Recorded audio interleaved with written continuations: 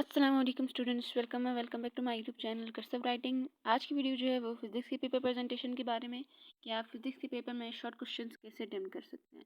तो जैसे हम लोग पेपर शुरू करते हैं वैसे ही शुरू करेंगे। सबसे पहले आप सब्जेक्टिव की हेडिंग दें। यहाँ पे मैंने 605 मास्टर कलर मार्कर से ब्लू से मैंने सब्जेक्टिव की हेडिंग दी है।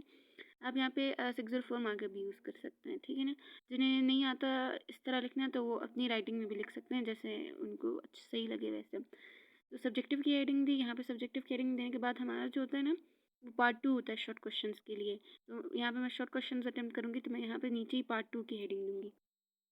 भैया लोग देखिए, मैं सब्जेक्टिव के पूरे नीचे ही मैंने देखना है सब्जेक्टिव जैसे मैंने लिखे उसके बिल्कुल नीचे ही मैं पार्ट की हेडिंग दूँगी। यहाँ पार्ट से मैंने वही ब्लैक से लिखे हैं, हाँ, ठीक है। तो इस तरह मैंने ये तो शॉर्ट क्वेश्चंस किए। मैंने फिज़िक्स की न्यूमेरिकल्स की भी प्रेजेंटेशन बनाई है। अगर आप लोग इंटरेस्टेड हैं तो आप लोग देखिए वहाँ पे हम लोग कैसे फिज़िक्स से न्यूमेरिकल्स अटेम्प्ट कर सकते हैं। अब आपकी यहाँ मर्ज़ी है कि आप शॉर्ट क्वेश्चंस की हेडिंग देते हैं या क्वेश्चन की हेडिंग देते हैं। मैंने पूरा बोर्ड के पेपर का जो क्वेश्चन पेपर होता है ना उससे मद्देनज़र रखते हुए सारी हेडिंग्स लगाई हैं। तो यहाँ मैं क्वेश्चन की हेडिंग दूँगी क्योंकि क्वेश्चन नंबर 2 होता है ना, जैसे पार्ट 2 है तो क्वेश्चन नंबर 2 होता है, तो मैं यहाँ क्वेश्चन नंबर 2 की हेडिंग दूँगी। अगर जिससे क्वेश्चन की हेडिंग नहीं देनी तो वो शॉर्ट क्वेश्चंस लिख दे, सिर्फ शॉर्ट आंसर्स लिख दे, इस तरह करके लिख सकते हैं। अब फिज़िक्स में हमारी तरह क्या होता है, हमारे पास 2 तरह के क्वेश्चन आते हैं। एक तो हमारे पास स्टेटमेंट आती है और एक आता है हमारे पास हमें डिफ़ाइन करना होता है ना। तो यहाँ पे आज की वीडियो में जो है मैं सिर्फ ये बताऊँगी कि हम कैसे, अगर एक क्वेश्चन आए हम उसे कैसे डिफ़ाइन करके लिख सकते हैं।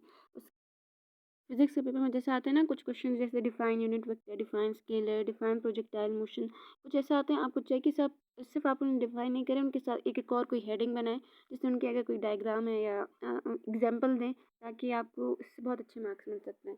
3 नंबर का अगर एक शॉर्ट होता है तो आपको 3 के 3 पूरे मार्क्स मिल सकते हैं, ठीक है। अब यहाँ पे मैं पार्ट की हेडिंग दे रही हूँ। यहाँ जो है पार्ट पहला मैंने करी थी तो मैंने पहले की हेडिंग दी। जैसे आपको रोमन में अगर लिखी हो ना गिनती, आपने वैसे लिखना है।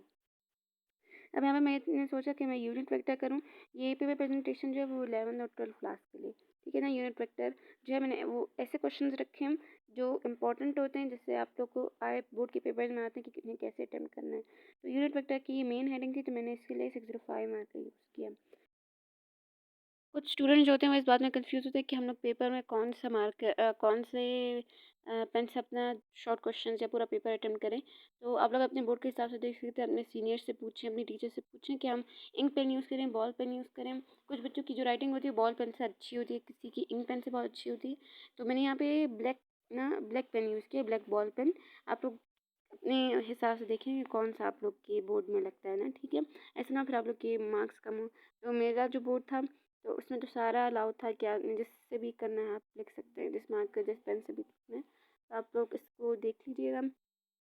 शॉर्ट क्वेश्चन में जो चीज़ इंपॉर्टेंट होती है ना आपको उससे हाईलाइट करके लिखना होता है। आप मार्कर से लिखें, जिस चीज़ से भी लिखें मगर उसे हाईलाइट करके लिखें। अब यहाँ पे जैसे मैंने और के बाद छोड़ दिया था, यहाँ पे मैंने लिखना है 1, तो मैं यहाँ पे 1 लिखूँगी। कट मार्कर से मैंने लिखा ताकि जो चेकर होता है ना उसे दूर से ही पता चल जाए।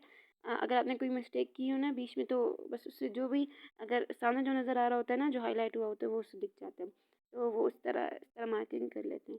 फिर दूसरा मैंने यहाँ पे हेडिंग दी अब यूनिट वेक्टर की क्या फंक्शन होता है। तो आप लोग हमेशा याद रखें, अगर आपने अच्छा शॉर्ट क्वेश्चन अटेम्प्ट करने ना किसी भी पेपर में, तो आप उसकी हर शॉर्ट की 2 हेडिंग बनाएं। अगर 2 नहीं दे सकते तो एक तो उसे डिफ़ाइन करें और दूसरा जो उसकी एग्जांपल्स लें, एग्जांपल की एक हेडिंग बनाएं ताकि जो है आप लोग आपको बहुत अच्छे मार्क्स मिलें।